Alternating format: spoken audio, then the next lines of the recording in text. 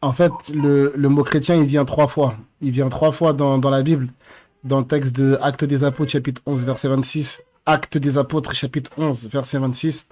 Actes des Apôtres, chapitre 26, verset 28. Et 1 Pierre, chapitre 4, verset 16. Je répète. Actes des Apôtres, chapitre 11, verset 16. Actes des Apôtres, chapitre 26, verset 28. 1 Pierre, chapitre 4, verset 16.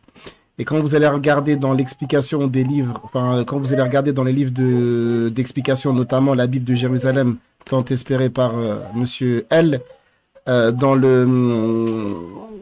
les commentaires bibliques, il n'y a pas forcément que dans la Bible de Jérusalem, mais dans d'autres commentaires bibliques, dans l'explication de Actes des Apôtres, chapitre 11, verset numéro 16, on te donne l'explication et l'origine du mot chrétien, et que, effectivement, c'est une appellation païenne, et à la base, c'était une moquerie envers les disciples de Jésus, que la paix divine soit sur lui.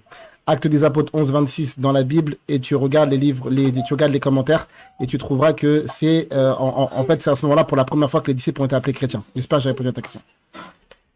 Non, mais attends, juste Ismaël, parce que là, c'est un peu choquant ce que tu me dis. Tu veux dire que Jésus n'a jamais employé les mots chrétiens? Bah, exactement, Jésus musulman, c'est ce que je suis en train de dire, c'est qu'en fait, finalement. Parler de ça. Bah ouais, mais en fait, justement, Jésus, alayhi salam, il a jamais entendu ça.